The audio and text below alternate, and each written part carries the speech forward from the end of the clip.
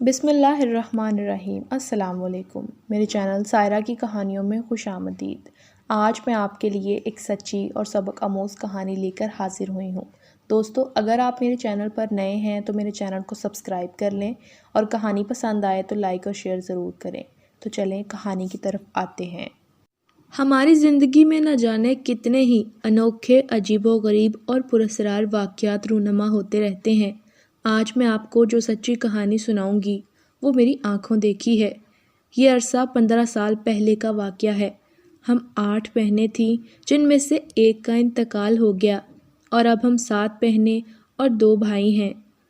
میرا مطلب یہ ہے کہ اتنی زیادہ جس کی بہنیں ہوں اسے کوئی سہیلی بنانے کی ضرورت نہیں ہوتی، مگر میری ایک ایسی سہیلی تھی جس کا بچپن ہمارے ساتھ کھیلتے کودتے گزرا۔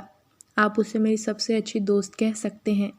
اس کا نام نادرا تھا، مگر پیار سے سب اسے ناجا کہتے۔ وہ بہت خوبصورت تھی، اپنی خوبصورتی کی وجہ سے اپنے خاندان میں نمایاں مقام رکھتی تھی۔ اونچا لمبا قد، بڑی بڑی غلافی آنکھیں، پیارا سا ناک، گلابی ہونٹ، گنگریالے بال، بس وہ خوبصورتی کا مجسمہ تھی۔ نادرا 3 بہنیں اور 1 بھائی تھا۔ ناجا ان میں سب سے بڑی تھی۔ ان کے گھر کے حالات بھی ٹھیک تھے، وہ جوائنٹ فیملی میں رہتے تھے۔ ان کا گھر 3 منزلہ تھا۔ سب سے اوپری منزل میں یہ لوگ رہتے تھے۔ وہاں 2 کمرے، کچن اور باتھ روم سے آگے صحن تھا۔ ان کے گھر کے سامنے بہت بڑا صابن کا ایک کارخانہ تھا۔ اس کارخانے کے احاطے میں ایک پرانا سا پیپل کا پیڑ تھا جو ان کے صحن سے صاف نظر آتا۔ رات کو یوں لگتا جیسے کوئی بہت بڑا دیو کھڑا ہو۔ میں اور ناجا بہت اچھی سہیلیاں تھیں، چونکہ میں بھی بہن بھائیوں میں سب سے بڑی تھی اور وہ بھی، اسی لیے ہماری آپس میں خوب بنتی۔ اس کی امی اور میری امی دوست تھیں، اس لیے ہم ایک دوسرے کے گھر بلا ضرورت چلے جاتے۔ وہ اکثر ہمارے گھر آ جاتی۔ ہم خوب باتیں کرتے اور ساتھ اچھی اچھی چیزیں منگوا کر بھی کھایا کرتے۔ ایک دن ناجا مجھ سے کہنے لگی کہ پروین چل پشاور چلے، وہاں جا کر سیر کریں گے، خوب سیب کھائیں گے، پھر دیکھنا ہمارے رنگ بھی سرخ و سفید ہو جائیں گے۔ میں اس کی باتیں ہنسی میں ٹال دیتی۔ ایک دن وہ نہا کر نئے کپڑے پہن کر آئی اور کہنے لگی چلو تصویر اتروانے چلیں۔ میں نے حیرانگی سے اس کی طرف دیکھا۔ میں نے کہا خیر تو ہے، آج قیامت کس پر ڈھانے کا ارادہ ہے؟ وہ ہنسنے لگی اور بولی پروین، میں اپنی امی جان سے اجازت لے کر آئی ہوں، چل تو جلدی سے تیار ہو جا۔ میں نے امی سے اجازت لی، ہم تیار ہوئے۔ اس کے بعد تصویر کھنچوانے فوٹو اسٹوڈیو چلے گئے۔ وہی ایک تصویر ہے جو اس کی یادگار میرے پاس ہے۔ اس کی خواہش تھی کہ اس کے پاس بہت ساری دولت ہو اور وہ ساری دنیا کی سیر کرے۔ میری امی نے میرے بابا سے ایک دن بات کی کہ خالہ ہم دونوں بہنوں کا رشتہ مانگ رہی ہیں۔ ابو بھی اس رشتے سے راضی ہو گئے۔ اسی طرح دونوں بہنوں کی منگنیاں ہو گئیں اور 1 سال بعد شادی طے پائی۔ ادھر ناجا کی پھپھو جو کہ بہت ہی امیر تھیں، وہ اپنے بڑے بیٹے کے لیے اس کا رشتہ لے کر آئیں۔ اس کے والدین کو اور کیا چاہیے تھا کہ ان کی بیٹی کی دلی خواہشات پوری ہو رہی تھی۔ انہوں نے فوراً اس رشتے کی حامی بھر لی۔ نادرا بہت خوش تھی۔ اس نے سب سے پہلے یہ خبر مجھے سنائی اور مجھ سے کہنے لگی دیکھو ہم دونوں کی دلی مرادیں پوری ہو رہی ہیں، ادھر تیری شادی اور ادھر میری شادی۔ پروین، خدا نے میری دعا سن لی، اب میری ہر خواہش پوری ہوگی۔ میں خوش ہوں، چلو آج کوئی ہلا گلا کرے۔ پھر ہم سب نے مل کر ایک چھوٹی سی پارٹی کی۔ ناجا کی اماں اور ابا بہت سیدھے سادے تھے۔ اس کی منگنی کو 2 سال گزر گئے، مگر اس کی پھپھو شادی کرنے پر راضی نہ ہوئی۔ ایک دن اس کی پھپھو آئیں اور کہنے لگیں بھائی جان، میں آپ سے معذرت کرنے آئی ہوں، آپ مجھے غلط مت سمجھیں، میں یہ منگنی توڑ رہی ہوں۔ ناجا صرف خوبصورت ہے، جبکہ نہ تو وہ قرآن پاک پڑھی ہوئی ہے اور نہ ہی اسکول۔ ہم ایسی خوبصورتی کا کیا کریں جو کسی کام کی نہیں؟ آپ میری طرف سے انکار ہی سمجھیں۔ اور میں نوید کا رشتہ رشید احمد کی بیٹی سے کر رہی ہوں۔ آپ لوگ پریشان نہ ہوں، میں نے ناجا کا رشتہ بھی طے کر دیا ہے، مرید احمد کے بیٹے کے ساتھ۔ ناجا کے والدین بہت سیدھے تھے۔ مجید احمد نے بہن کے فیصلے پر سر جھکا دیا۔ ادھر ناجا کو جب ان سب باتوں کا پتہ چلا تو وہ بہت روئی۔ وہ بھی شریف ماں باپ کی اولاد تھی۔ اس نے صبر کا گھونٹ پی لیا اور خاموشی اختیار کر لی۔ بہت دن ہو گئے تھے اسے ہمارے گھر آئے ہوئے۔ آخر ایک دن میں ہی اس کو ملنے اس کے گھر چلی گئی۔ جب میں اسے ملنے کے لیے گئی تو وہ بستر پر لیٹی چھت کو گھور رہی تھی۔ میں نے کہا کیا بات ہے، آج آرام ہو رہا ہے؟ خیر تو ہے؟ لگتا ہے نوید بھائی کچھ زیادہ ہی یاد آ رہے ہیں۔ جب اس نے مجھے دیکھا تو یکدم اٹھ بیٹھی۔ وہ رو رہی تھی۔ میں نے پوچھا کیا ہوا؟ تو وہ میرے گلے لگ گئی اور رونے لگی۔ میں نے پیار سے اس کے سر پر ہاتھ پھیرا اور پوچھا کیا بات ہے، مجھے بتاؤ تو صحیح۔ پھر اس نے مجھے سب کچھ بتایا جو اس کی پھپھو نے ان کے ساتھ کیا۔ وہ کہنے لگی دیکھ پروین، میرے والدین نے مجھے نہیں پڑھایا تو اس میں میرا کیا قصور ہے؟ وہ چند دنوں میں بہت کمزور ہو گئی تھی۔ اب وہ سب سے بہت کم بولتی تھی۔ اگر کوئی کچھ پوچھتا تو ہوں ہاں میں جواب دیتی۔ گھنٹوں اکیلی بیٹھی رہتی، خود سے باتیں کرتی۔ اب تو وہ دوپہر کے وقت پیپل کے پیڑ کی طرف ٹکٹکی باندھے دیکھتی۔ کوئی پوچھتا کہ تم ادھر کیا دیکھتی رہتی ہو تو خاموش ہو جاتی۔ پھر میری شادی کے دن قریب آ گئے تو میں اپنی شادی کا کارڈ خود اسے دینے کے لیے گئی۔ مجھے دیکھ کر وہ بہت خوش ہوئی۔ اس کی ماں نے جب اسے دیکھا تو پوچھا ناجاں پتر، ایسے ہی ہستی بولتی رہا کر، تیری خاموشی میرا دل چیرتی ہے۔ دیکھ پروین پتر، اس کو سمجھاؤ، جب سے اس کی منگنی ٹوٹی ہے یہ تو دنیا داری بھول ہی گئی ہے۔ بیٹا تو ہی اس کو کچھ سمجھا۔ میں نے کہا خالہ جی آپ فکر نہ کریں، میں اسے سمجھاؤں گی۔ میری پیاری سہیلی، تجھے کیا ہو گیا ہے؟ تو کیوں اس طرح اداس رہتی ہے؟ نوید نہ صحیح، کوئی اور صحیح، تو اپنا دل چھوٹا نہ کر۔ میرے سمجھانے پر وہ کچھ ٹھیک ہوئی۔ آتے ہوئے میں نے اس سے کہا اچھا اب میری شادی پر منہ لٹکا ہوا نہ ہو۔ دیکھ تو ہی میری سہیلی ہے اور آنا ضرور۔ اچھا اب میں چلتی ہوں۔ اتنا کہہ کر میں اٹھی تو وہ ناراض ہونے لگی کہ تھوڑی دیر اور بیٹھ جاؤ۔ میں نے کہا نہیں، دیر ہو گئی ہے، مجھے چلنا چاہیے۔ میں نے اسے پیار کیا اور گھر آ گئی۔ گھر آ کر بھی نہ جانے کیوں میرا سارا دھیان بار بار اس کی طرف چلا جا رہا تھا۔ اس کی حالت پر مجھے رونا آ رہا تھا۔ وہ ہنستی کھیلتی نہ جانے کہاں کھو گئی تھی۔ میری مہندی پر ناجاں اور اس کے گھر والے سب آئے۔ وہ میرے پاس آ کر بیٹھ گئی۔ ڈھولک بج رہی تھی، لڑکیاں شادی کے گیت گا رہی تھیں، مگر وہ چپ تھی۔ وہ میرے پاس ہوتے ہوئے کہیں اور کھوئی ہوئی تھی۔ میں نے پیار سے اس کے بازو کو پکڑ کر ہلایا۔ ناجاں کیا بات ہے، کیوں اداس ہو؟ وہ تو جیسے پتھر کی مورت ہوئی تھی، بالکل خاموش۔ سبز کپڑوں میں وہ حور لگ رہی تھی۔ بغیر میک اپ کے وہ اتنی ہی حسین لگ رہی تھی کہ پوچھو مت۔ کچھ دیر وہ بیٹھی رہی، پھر مجھ سے کہنے لگی میرے سر میں بہت درد ہو رہا ہے، گھر جانا چاہتی ہوں۔ پھر وہ اپنی امی کے ساتھ گھر چلی گئی۔ وہ میری بارات میں بھی نہ آئی۔ میری شادی ہو گئی اور میں بیاہ کر دوسرے شہر روانہ ہو گئی۔ جب میں میکے آئی رہنے کے لیے تو اپنی امی کے ساتھ وہ مجھ سے ملنے کے لیے آئی۔ وہ اسی طرح خاموش تھی۔ میں اور وہ ایک دوسرے کے بہت قریب تھے، لیکن اب وہ اور طرح کی ہو گئی تھی۔ اپنی کوئی بھی بات وہ مجھ سے چھپاتی نہیں تھی، مگر اب اس کو نہ جانے کیوں چپ لگ گئی تھی۔ اس کی ماں نے مجھے بتایا کہ اگلے ہفتے اس کی شادی ہے اور یہ الٹی سیدھی حرکتیں کرتی رہتی ہے۔ وہ ہر وقت پیپل کے اس پیڑ کو گھورتی ہے جو صابن کے کارخانے میں لگا ہوا ہے۔ کبھی دوپہر کے وقت اکیلی چھت پر جاتی ہے اور اتنی گرمی میں گھنٹوں اوپر ہی رہتی ہے۔ پتہ نہیں میری بچی کو کیا ہو گیا ہے، نہ جانے کس کی نظر لگ گئی۔ پروین تم شادی میں ضرور آنا، یہ اسی لیے مجھے یہاں لے کر آئی ہے۔ چل ناجاں اپنی سہیلی کو اپنی شادی کا کارڈ دو۔ اس نے ہاتھ میں پکڑا ہوا کارڈ مجھے دیا اور کہنے لگی دیکھ اب میری شادی ہو رہی ہے، تم ضرور آنا، اور دیکھنا میرا دولہا کتنا خوبصورت ہے، آؤ گی نا؟ میں نے کہا تم نے اتنے پیار سے بلایا ہے، آنا تو پڑے گا۔ اس کی مہندی تھی، اس کی بہنوں اور دولہا کی طرف سے آئی ہوئی لڑکیوں نے خوب ڈھولک بجائی اور ڈانس کیے۔ ناجا کو اپٹن لگایا، پیلا جوڑا پہنایا۔ وہ چپ چاپ سب کچھ کرتی گئی۔ صبح کو بارات آنے والی تھی۔ وہ نہا دھو کر باہر نکلی، لال کپڑے پہنے ہوئے تھی۔ اپنے بالوں کو تولیے سے صاف کرتی ہوئی صحن میں آئی۔ وہ صحن میں کھڑی بال سکھا رہی تھی کہ اس نے کچھ سائے آتے ہوئے دیکھے جو اسی کی طرف آ رہے تھے۔ اس وقت اس کے چہرے کا رنگ بدل گیا اور وہ ایک دم چیخ مار کر گر کر بے ہوش ہو گئی۔ گھر مہمانوں سے بھرا ہوا تھا۔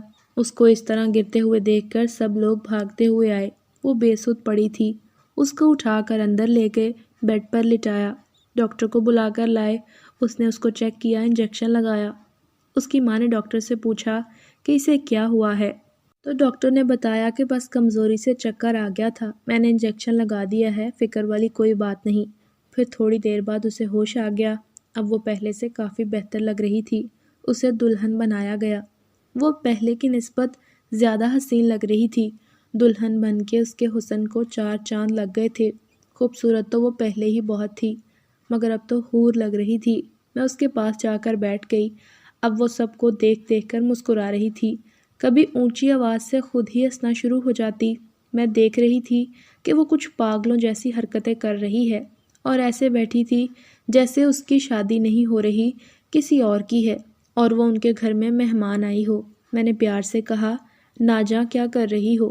خاموشی سے سر جھکا کر بیٹھو، تمہارے رشتہ دار باتیں بنائیں گے۔ وہ میری بات فوراً مان لیتی تھی۔ اب کی بار ٹھیک ہو کر بیٹھ گئی۔ بارات آئی۔ مولوی صاحب جب اس کا نکاح پڑھانے کے لیے آئے تو انہوں نے نکاح کے الفاظ ادا کیے کہ تمہیں قبول ہے، تو ہنس کے کہتی، ہاں جی۔ میں تو اس کو دیکھ کر حیران ہو رہی تھی کہ اس کو کیا ہوا ہے۔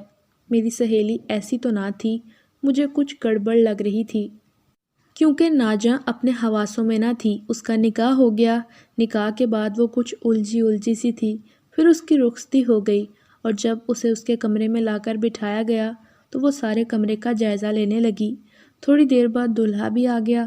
اس نے جب دلہن کے پاس آنے کی کوشش کی تو وہ یکدم کھڑی ہو گئی اور کہنے لگی، خبردار میرے پاس مت آنا ورنہ میں تمہیں مار ڈالوں گی۔ دلہا اس کے بدلے ہوئے روپ کو دیکھ کر گھبرا گیا، پیچھے ہٹا۔ ناجاں کا چہرہ سرخ ہو رہا تھا، اس کی آنکھیں انگارے برسا رہی تھی، منہ کھلا ہوا تھا۔ اس کی شکل اس وقت بہت بھیانک لگ رہی تھی۔ دلہا باہر چلا گیا۔ اس نے اپنے گھر والوں کو بتایا۔ اس کی ماں، بہنیں اور دوسری رشتہ دار عورتیں بھاگتی ہوئی آئیں تو کیا دیکھتی ہیں کہ وہ اپنے بیڈ پہ آرام سے سو رہی ہے۔ انہوں نے دولہے سے کہا کہ یہ تو سو رہی ہے اور تم ڈر رہے ہو، بیچاری تھک گئی ہوگی، اسے تھوڑا آرام کرنے دو۔ وہ واپس چلی گئی۔ اس نے دروازہ بند کیا، کرسی پر بیٹھ گیا۔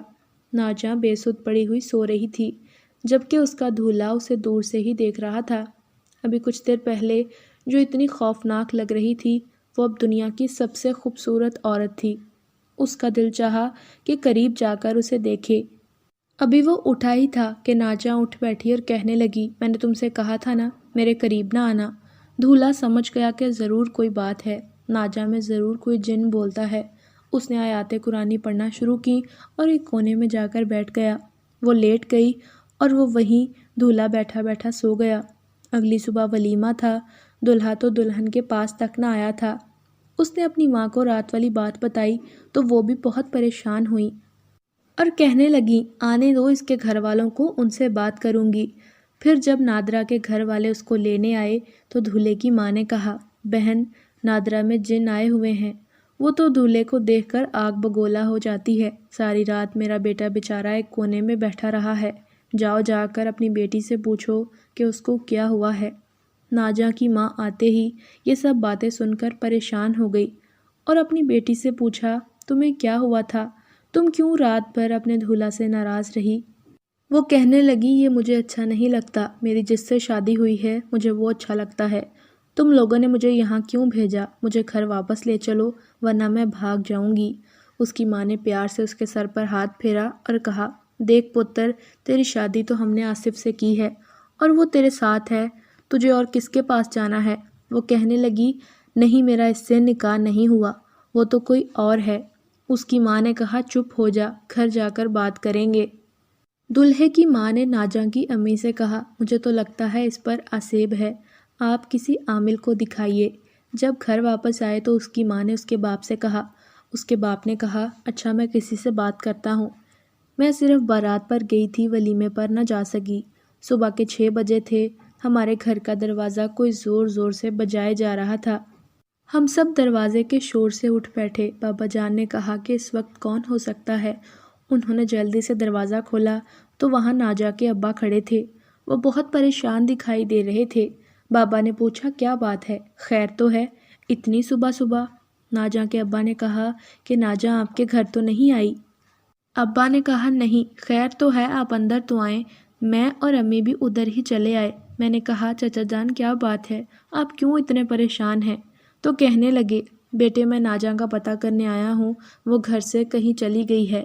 جب انہوں نے مجھے یہ بتایا تو میں نے پوچھا، کہاں چلی گئی؟ گھر میں کوئی لڑائی جھگڑا تو نہیں ہوا؟ انہوں نے کہا نہیں کوئی لڑائی جھگڑا نہیں ہوا، ناجاں کے ابا جیسے آئے تھے ویسے ہی واپس چلے گئے۔ میں اپنی بالکونی سے باہر دیکھ رہی تھی کہ میں کیا دیکھتی ہوں، آگے آگے ناجاں ہیں، گوٹے والا لال جوڑا پہنے بھاگی آ رہی تھی اور پیچھے پیچھے اس کے ابا جان تھے۔ ناجاں کے بال بکھرے ہوئے تھے، دوپٹہ اس کے گلے میں نہیں تھا اور وہ بھاگ رہی تھی، اس کو کسی کی بھی پرواہ نہیں تھی۔ دوسری طرف سے اس کا چچا زاد بھائی بھی آ گیا اور اسے پکڑ لیا۔ وہ زور زور سے چلا رہی تھی، مجھے چھوڑ دو، مجھے جانے دو، ورنہ میں تمہیں مار ڈالوں گی۔ انہوں نے مضبوطی سے اسے پکڑا اور گھسیٹتے ہوئے گھر لے گئے، گھر لے جا کر رسیوں سے باندھ دیا، پھر عامل کو بلا کر لائے جو بہت پہنچا ہوا تھا۔ جب عامل ان کے گھر داخل ہوا تو ناجاں نے اسے گھور کر دیکھا اور کہنے لگی، اے بڈھے دفع ہو جا یہاں سے، ورنہ میں تمہیں پکڑ کر اوپر سے نیچے پٹخ دوں گی۔ عامل حیران رہ گیا کہ اسے کیسے پتہ چلا میں عامل ہوں۔ عامل نے کہا آپ اپنے بچوں کو دوسرے کمرے میں بھیج دیں اور خود بے شک یہیں پر رہیں۔ پھر وہ ناجاں کی طرف متوجہ ہوا اور کچھ پڑھنے لگا۔ جوں جوں پڑھ کر اس پر پھونکے مارتا اس کی حالت اتنی ہی بگڑ جاتی۔ اس نے کچھ پڑھ کے اس کے سر پر پھونکا اور اس کے سر کے بال پکڑ لیے اور کہنے لگا، بتا تو کون ہے اور کیوں اس کو تنگ کر رہا ہے؟ اس کی آواز ایک دم بدل گئی، اب کہ ایک بھاری سی آواز تھی جو کسی مرد کی تھی۔ ناجاں مردانہ آواز میں کہنے لگی، میں اس کے نکاح میں ہوں، یہ میری بیوی ہے، سمجھا؟ تو چل اب اس کے بال چھوڑ ورنہ میں تیرا حشر کر دوں گا۔ عامل نے کہا میں اس کے بال نہیں چھوڑوں گا، تو نکل اس کے جسم سے، تو ایک بے گناہ بچی کو تنگ کر رہا ہے، چل جا جلدی کر۔ وہ پڑھ پڑھ کر پھونکے مارنے لگا۔ جن بولا اب تجھے میں بتاتا ہوں۔ پھر اس نے عامل کو پکڑا دور پھینک دیا۔ اب وہ دور پڑا تڑپنے لگا، جلدی سے اٹھا اور ناجاں کے والدین کو کہنے لگا، میرا حال تو آپ نے دیکھ ہی لیا، یہ جنزادہ بہت طاقتور ہے، میں اس کا مقابلہ نہیں کر سکتا، آپ کسی اور کی مدد لیں، یہ میرے بس کی بات نہیں۔ اتنا کہہ کر عامل وہاں سے بھاگ گیا۔ ناجاں کے ماں باپ سر پکڑ کر بیٹھ گئے، سارے محلے والے ان کے گھر افسوس کرنے آتے، کوئی کچھ کہتا تو کوئی کچھ۔ پھر جب ناجاں کے سسرال والے آئے، ان کو پتہ تو چل گیا تھا کہ کیا ہوا ہے۔ انہوں نے کہا ہمارے اس سائٹ پر ایک بہت اچھا عامل ہے، لوگ دور دور سے اس کے پاس اپنی مرادیں پانے آتے ہیں، ہم اس کو دکھاتے ہیں، ہو سکتا ہے کہ یہ وہاں سے ٹھیک ہو جائے، آپ فکر نہ کریں۔ وہ کہنے لگے کسی طرح یہ اپنے سسرال چلی جائے۔ اس کی ماں نے کہا میں اس کو منانے کی کوشش کرتی ہوں۔ وہ اس کو بہلا پھسلا کر ادھر لے گئے۔ ابھی انہیں گھنٹہ بھی نہ ہوا تھا کہ ناجاں وہاں سے بھاگ نکلی اور ہمارے گھر کے قریب ہی جو دربار ہے وہاں پر چلی گئی۔ اس کی ماں اور اس کے سسرال والے اس کے پیچھے پیچھے تھے۔ ماں پاگلوں کی طرح اسے آوازیں دیتی رہی، اس کے پیچھے بھاگی چلی آ رہی تھی۔ ناجاں نے دربار میں داخل ہوتے ہی جہاں لوگ قرآن پاک پڑھتے تھے ادھر چل دی اور قرآن پاک اٹھا کر پڑھنے لگی۔ نہ تو اس کے پاس دوپٹہ تھا اور نہ ہی وضو کرنے کا ہوش تھا۔ قرآن پاک کو جلدی جلدی کھولا اور اس پر انگلیاں پھیرنے لگی، حالانکہ وہ قرآن پاک نہیں پڑھی ہوئی تھی۔ مزار پر آئے ہوئے لوگ اس کو حیرانگی سے دیکھ رہے تھے، مگر ناجاں کو کسی کی پرواہ نہ تھی۔ اس نے ابھی تک شادی والے کپڑے ہی پہنے ہوئے تھے۔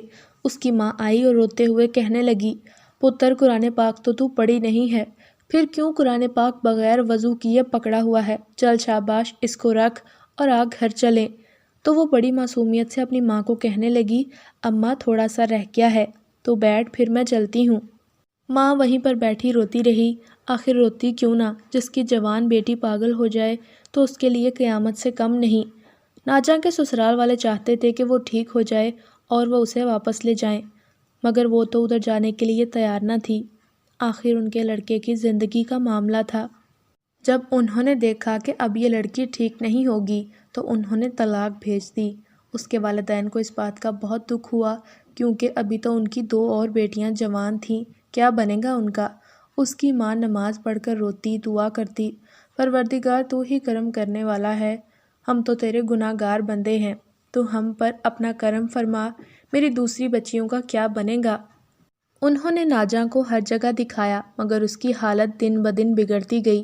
اس کی ماں نے کوئی کسر نہ چھوڑی اس کے علاج میں، مگر اس کو نہ ٹھیک ہونا تھا اور نہ ہی وہ ہوئی۔ سب گھر والے اس کی وجہ سے بہت پریشان تھے۔ ایک دن اس کے والدین نے اس کو کمرے میں بند کر دیا، کیونکہ وہ بار بار باہر کی طرف بھاگتی تھی۔ اس کے ابا کام پر چلے گئے، امی اور چھوٹی بہنیں اپنے کاموں میں لگ گئیں۔ ناجا نے پتہ نہیں کس طرح دروازہ کھولا اور باہر آ گئی۔ اس کی ماں نے جب اسے دیکھا تو کہنے لگیں، ناجا پتر باہر نہ جانا، دیکھ میں بوڑھی ہوں، تجھے کہاں در در ڈھونڈتی پھروں گی۔ مگر اسے کیا، کوئی کچھ بھی کہے، وہ سیدھی بالکونی کی طرف گئی۔ ماں اور اس کی بہنیں بھی اس کے پیچھے آئیں۔ ابھی وہ دور ہی تھیں کہ اس نے بالکونی سے چھلانگ لگا دی۔ جب اس کی ماں نے اسے 3 منزلہ عمارت سے گرتے دیکھا تو بے ہوش ہو گئیں۔ لیکن یہ کیا، ناجا تو نیچے بازار میں محفوظ کھڑی تھی، اس کو تو کچھ بھی نہ ہوا تھا۔ اس کی بہنیں زاروں قطار رو رہی تھیں۔ بہنیں اس کو دیکھ کر حیران رہ گئیں، اپنی امی کو ہوش میں لا کر تمام باتیں بتائیں کہ کس طرح وہ اس عمارت سے گر کر بھی بالکل ٹھیک ہے اور کہیں بھاگ گئی ہے۔ بازار میں موجود لوگوں نے اپنی آنکھوں سے یہ حال دیکھا تھا۔ اس کی ماں ہوش میں آنے کے بعد اس کے پیچھے گئی مگر وہ کہیں نہ ملی۔ آخر تھک ہار کر وہ گھر واپس آ گئی۔ اس کے ابا جب گھر آ گئے تو یہ صورتحال جان کر بہت پریشان ہوئے۔ اس کو بہت تلاش کیا گیا، اعلانات کروائے، مگر وہ تو کہیں غائب ہی ہو گئی تھی۔ پھر خاندان والوں نے مشورہ دیا کہ اخبار اور ٹی وی پر اشتہار دیں، کسی کو پتہ ہوگا تو ضرور مل جائے گی، کوئی ترس کھا کر چھوڑ جائے گا۔ انہوں نے ٹی وی اور اخبار میں اس کی تصویر دے کر گمشدگی کا اعلان کروایا۔ پھر 1.5 ماہ بعد ایک آدمی ناجا کو لے کر آ گیا۔ اس کے والدین بہت خوش ہوئے، اس آدمی کا شکریہ ادا کرنے لگے۔ اس نے کہا، بھائی صاحب، شکریہ والی کون سی بات ہے، میں خود 5 بیٹیوں کا باپ ہوں، پشاور کا رہنے والا ہوں۔ میری کپڑے کی دکان ہے۔ اس بچی کو میں نے بازار میں آوارہ پھرتے دیکھا تھا۔ آج سے پہلے اس بچی کو ہم نے اپنے علاقے میں کبھی نہیں دیکھا۔ سب سے پہلے میں نے اس کو اپنے پاس بلایا اور کہا، بیٹے کہاں سے آئی ہو؟ تو یہ نہ بولی۔ پھر میں نے کہا، تمہارے گھر والے کہاں ہیں؟ تو یہ پھر بھی خاموش رہی۔ وہاں سب دکانداروں کی نظریں اس پر جمی ہوئی تھیں، وہ اسے بری نگاہوں سے دیکھ رہے تھے۔ میں نے اپنی دکان سے ایک چادر لی اور اسے کہا، بیٹی اسے اپنے اوپر لے لو، اندر آ جاؤ، دکان کے اندر آ کر بیٹھ جاؤ، مجھے آرام سے بتاؤ کہ تم کس کے ساتھ آئی ہو۔ میرے ذہن میں یہی تھا کہ کوئی اسے پنجاب سے اٹھا لایا ہے، کیونکہ اس کا لباس پنجابیوں والا تھا، اور شاید یہ اس کے چنگل سے بھاگ نکلنے میں کامیاب ہو گئی ہے اور اب گھبرائی ہوئی پھر رہی ہے۔ میری بھی گھر میں جوان بیٹیاں ہیں۔ پھر میں اسے اپنے گھر لے گیا اور اپنی بیوی کو بتایا کہ یہ بچی کچھ نہیں بولتی، شاید گھبرائی ہوئی ہے۔ تم اسے نہلا کر دوسرے کپڑے پہناؤ اور کھانا کھلاؤ، باقی باتیں بعد میں کریں گے۔ میں اس بچی کو بڑی مشکل سے اپنے گھر لے کر گیا، کیونکہ بھائی صاحب یہ مان ہی نہیں رہی تھی۔ میرا خیال تھا کہ کہیں یہ کسی غلط آدمی کے ہتھے نہ چڑھ جائے۔ پھر میں اسے سمجھا بجھا کر گھر لے آیا۔ پھر ٹی وی پر اشتہار دیکھا، آپ نے وہاں پتہ بھی دیا تھا، تو اسی وقت اس کو لے کر آپ کے پاس آ گیا ہوں۔ ناجا کے ابا خوشی سے نہال ہوئے جا رہے تھے۔ وہ کہنے لگے، بھائی صاحب، میں آپ کا جتنا شکریہ ادا کروں کم ہوگا۔ آپ نے نہ صرف میری بیٹی کا خیال رکھا بلکہ اسے حفاظت سے میرے پاس پہنچایا۔ اس آدمی نے کہا، آپ سے ایک بات پوچھنی ہے، کہ آپ کی بچی پیدائشی ایسی ہے؟ اتنی بات سن کر ناجا کے ابا رونے لگے۔ وہ آدمی گھبرا گیا، کہنے لگا، بھائی صاحب کیا بات ہے؟ آپ کیوں رونے لگے؟ مجھے بتائیں کیا مسئلہ ہے؟ تو ناجا کے ابا نے تمام قصہ سنایا۔ اس آدمی نے کہا، مجھے آپ کی دکھ بھری ردات سن کر بے حد افسوس ہوا ہے۔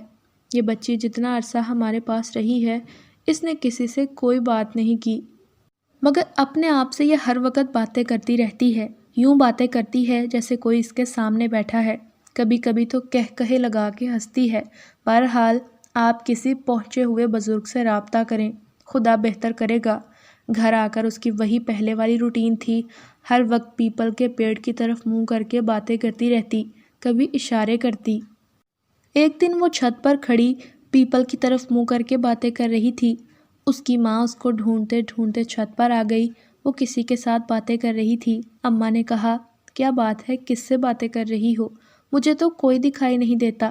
تو وہ کہنے لگی، میں پتوں سے باتیں تو نہیں کرتی، وہ دیکھیے وہ سامنے بیٹھا ہے، آپ نے ہی تو اس سے میری شادی کی ہے اور اب باتیں کرتی ہیں۔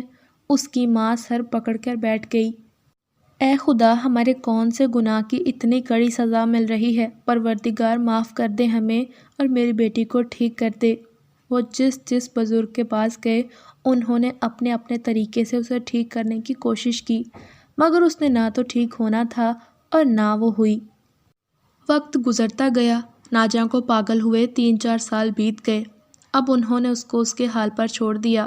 اسے بڑی بڑی زنجیروں سے باندھ کر رکھا جاتا۔ اب تو اس کا حسن پھیکا پڑ گیا تھا۔ ہاں، ایک بات یاد آئی، جب وہ پشاور سے آئی تھی تو اس کا رنگ اور نکھر آیا تھا۔ اب تو محلے کے بچے ایک دوسرے کو ناجاں کا نام لے کر ڈراتے، کیونکہ وہ کبھی زنجیریں توڑ کر گلی میں بھاگ جاتی تو بچے اس کو دیکھ کر بھاگتے۔ میں امی کے گھر آئی ہوئی تھی، میرے چھوٹے بہن بھائی شور مچاتے اوپر بھاگے آ رہے تھے اور ساتھ ہی یہ کہہ رہے تھے کہ ناجاں پاگل آ گئی۔ بچے اس سے بہت ڈرتے تھے، وہ سب ڈر کے مارے چارپائی کے نیچے چھپ گئے۔ میں جلدی سے اٹھی اور سیڑھیوں کی طرف گئی۔ وہ سیڑھیاں چڑھتی اوپر آ گئی۔ جب اس کی نظر مجھ پر پڑی تو دیکھ کر ہنس پڑی اور فوراً میرے گلے لگی۔ جب وہ میرے گلے لگی تو مجھے اس سے خوف سا محسوس ہو رہا تھا، مگر میں نے خود پر قابو رکھا۔ مجھے اس کی حالت دیکھ کر رونا آ گیا۔ میرے تو خیال میں بھی نہ تھا کہ وہ ایسی ہو جائے گی۔ کہاں وہ ہنستی بولتی ناجاں اور کہاں یہ گمسم۔ اب تو وہ 40-45 برس کی عورت لگ رہی تھی۔ آنکھوں کے گرد کالے حلقے پڑ گئے تھے، گورا چٹا رنگ گندمی سا لگتا تھا، ہونٹ سوکھے ہوئے تھے۔ آنکھوں میں جہاں کبھی خواہشیں نظر آتی تھیں اب وہاں صرف ویرانی تھی۔ اللہ جانے اس کو کیا روگ لگ گیا تھا۔ اس نے ایسے زندگی کا تو کبھی تصور بھی نہ کیا ہوگا۔ یا اللہ، یہ کیا ہو گیا اس کو؟ کس گناہ کی سزا ملی ہے؟ اس نے تو بھولے سے بھی کبھی کسی کا دل نہیں دکھایا تھا، پھر کیوں؟ میں انہی سوچوں میں تھی کہ میری چھوٹی بہن نے کہا ناجاں کی امی ان کو لینے آئی ہیں، وہ نیچے کھڑی ہیں۔ میں نے ناجاں کو بٹھایا کہ بیٹھو، تمہارے لیے کچھ کھانے کو لاؤں۔ وہ بیٹھ گئی تو نیچے اس کی اماں کو ملنے کے لیے میں آ گئی۔ خالہ جان کو سلام کیا، وہ میری خیریت معلوم کرنے لگی۔ میں نے کہا اوپر آ جائیں تو انہوں نے کہا نہیں پتر، مجھ سے سیڑھیاں نہیں چڑھی جائیں گی۔ تم ایسا کرو، تمہارا تو وہ کہا مانتی ہے، تم ہی اس کو ذرا گھر پر لے آؤ، تمہاری بڑی مہربانی ہوگی۔ میں نے کہا خالہ، اس میں مہربانی والی کیا بات ہے؟ یہ تو میرے بچپن کی سہیلی ہے، آپ جائیں، میں اس کو تھوڑی دیر بعد لے آؤں گی۔ وہ چلی گئی، میں اوپر آ گئی۔ ناجاں وہیں بیٹھی تھی جہاں میں اسے بٹھا کے گئی تھی۔ اس کے بال بکھرے ہوئے تھے، دوپٹہ غائب تھا۔ میں اس کے قریب گئی، اس سے کہا ناجاں، تمہیں کیا ہو گیا ہے؟ تو کبھی برقع کے بغیر گھر سے نہیں نکلتی تھی، ہر روز نئے نئے کپڑے پہنتی تھی، تو اب کیا ہو گیا؟ تم نے کیوں جینا چھوڑ دیا ہے؟ ایک پل کو اس نے میری طرف دیکھا۔ میری آنکھوں میں ہزاروں سوال تھے، اس کے لیے درد تھا، مگر وہ ان سب سے بیگانہ تھی۔ میں نے اسے کھانا کھلایا، اس کے ساتھ باتیں کرتی رہی، لیکن اس دوران اس نے مجھ سے کوئی بات نہ کی۔ بس کبھی میرے منہ کی طرف دیکھنا شروع ہو جاتی تو کبھی میرا ہاتھ پکڑ لیتی۔ پھر میں نے اسے بہانے سے کہا تم کتنی گندی ہو رہی ہو، چلو آؤ تمہارے گھر چلتے ہیں، تم جا کر نہا دھو کر نئے کپڑے پہننا اور پھر ہم کہیں گھومنے جائیں گے، ٹھیک ہے نا؟ تو اس نے ہاں میں سر ہلایا۔ میں نے چادر لی اور اسے لے کر ان کے گھر کی طرف چل دی۔ میرے ساتھ میرے چھوٹے بہن بھائی بھی آ گئے۔ ہم ان کے گھر کی سیڑھیاں چڑھنے لگے۔ وہ آگے آگے تھی اور میں پیچھے پیچھے، مجھ سے پیچھے میرے بہن بھائی تھے۔ وہ سیڑھیاں چڑھتے ہوئے یکدم پیچھے کی طرف مڑ گئی، اس کی آنکھیں لال ہو رہی تھیں اور منہ سے غرانے کی آواز آنے لگی۔ اس کے چہرے کی رنگت بدل گئی۔ ایک پل کو مجھے لگا کہ وہ میرا خون پی جائے گی۔ میں گمسم سی اس کو دیکھ رہی تھی کہ اس نے تڑاک سے میرے منہ پر زور کا تھپڑ مارا۔ سب کچھ اتنا اچانک ہوا کہ میں اپنے حواس کھو بیٹھی۔ پھر وہ کہنے لگی تو بھی ان جیسی ہی ہو گئی ہے، چالاکی سے مجھے یہاں لے کر آئی ہے تاکہ مجھے یہ زنجیروں سے باندھ دے۔ اس نے اتنی زور سے تھپڑ مارا تھا کہ میں ابھی تک سنبھل نہ پائی تھی۔ میں نے ہمت کر کے اس کی اماں کو آواز دی، خالہ جی، ناجاں کو آ کر لے جائیں۔ اس کی امی نیچے آئیں، بڑی مشکل سے اسے اوپر لے کر گئیں۔ گھر آ کر میں نے آئینے میں اپنا چہرہ دیکھا تو میرے گال پر اس کی انگلیوں کے نشان لگے ہوئے تھے۔ خوف سے میں اب بھی کانپ رہی تھی۔ پھر 3 دن تک میرے گال سے نشان نہ گیا۔ وقت گزرتا گیا۔ ناجاں کی امی نے جلدی جلدی اپنی دوسری بیٹیوں کی شادیاں کر دیں۔ وہ لوگ اب بھی ناجاں کو زنجیروں سے باندھ کر رکھتے تھے۔ اس کی ماں ہی اسے سنبھالتی۔ اب تو وہ اور زیادہ پاگلوں جیسی حرکتیں کرنے لگی تھی۔ اس کا بھائی چھوٹا تھا، پھر اس کا بھائی بھی خود سے باتیں کرنے لگا۔ اس کے ابا نے اس کا فوراً علاج کروایا، وہ تو ٹھیک ہو گیا، اس کے گلے میں تعویذ ڈال دیا گیا اور اب اس کو بہن کے قریب نہیں جانے دیتے تھے، بس ناجاں کی ماں ہی اس کو سنبھالتی۔ ناجاں کے اماں ابا اس کو بہت چاہتے تھے، ماں نے تو بیٹی کا اتنا غم لیا کہ دل کی مریضہ بن گئی۔ وہ اکثر ہمارے گھر آ جاتی اور اتنا روتی کہ اس کے غم کو دیکھتے ہوئے ہماری آنکھوں سے بھی آنسو چھلک پڑتے۔ آخر وہ ماں تھی، کب تک بیٹی کا دکھ برداشت کرتی۔ ایک رات چپکے سے وہ اس دنیا سے چلی گئی۔ انہوں نے اب یہ گھر چھوڑ دیا تھا اور مصری شاہ جا کر نیا گھر بنا لیا۔ اب ان کے گھر میں 3 لوگ رہ گئے تھے، ناجاں کے ابا اور اس کا چھوٹا بھائی۔ ناجاں کو انہوں نے ایک کمرے میں بند کر دیا تھا۔ ایک صبح اس کے ابا اسے کھانا دینے گئے۔ جب انہوں نے اپنی لاڈلی بیٹی کو دیکھا تو اس کی آنکھیں کھلی تھیں مگر اس کی سانسیں تھم چکی تھیں۔ پھر یہ بات ہر طرف پھیل گئی کہ نادرہ عرف ناجاں اس دنیا سے رخصت ہو گئی ہے۔ اس دن ہر آنکھ اشک بار تھی۔ تو ویورز، کیسی لگی آپ کو آج کی میری یہ کہانی؟ کمنٹس میں اپنی رائے کا اظہار ضرور کریں۔ مزید خوفناک اور سبق آموز کہانیوں کے لیے میرے چینل کو سبسکرائب کرنا نہ بھولیں۔